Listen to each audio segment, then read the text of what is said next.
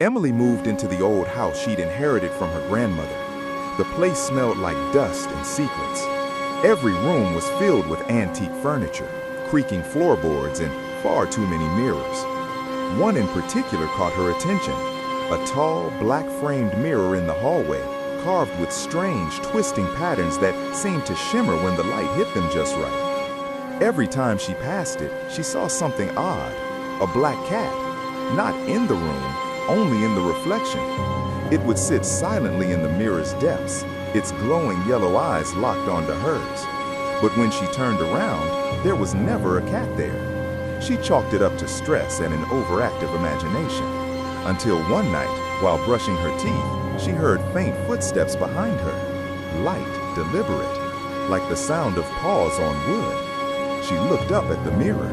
The black cat was perched on the bathroom sink in the reflection, staring directly at her. But when she spun around, the sink was empty. Shaken, Emily retreated to the attic to dig through old boxes. Among dusty photographs and weathered books, she found a leather-bound journal that had belonged to her grandmother. The entry started normal, gardening notes, recipes, but soon turned darker. One page caught her eye. Her grandmother had written about a creature she called the Mirror Cat, a spirit or demon, she said, that wore the form of a feline to lure people into the mirror world. The last entry read, "It watches, it waits. If it speaks your name, never answer, never meet its gaze." That night, Emily woke in darkness to the soft rasp of something whispering her name. Emily. The voice was distant but close, like it came from inside the walls. She sat up, heart pounding, and turned toward the hallway. The black mirror stood there, reflecting faint moonlight. In its surface, the cat was waiting.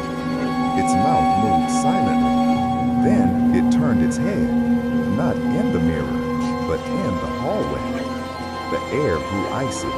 The cat stepped out of the glass like it was pushing through water, silent and slow.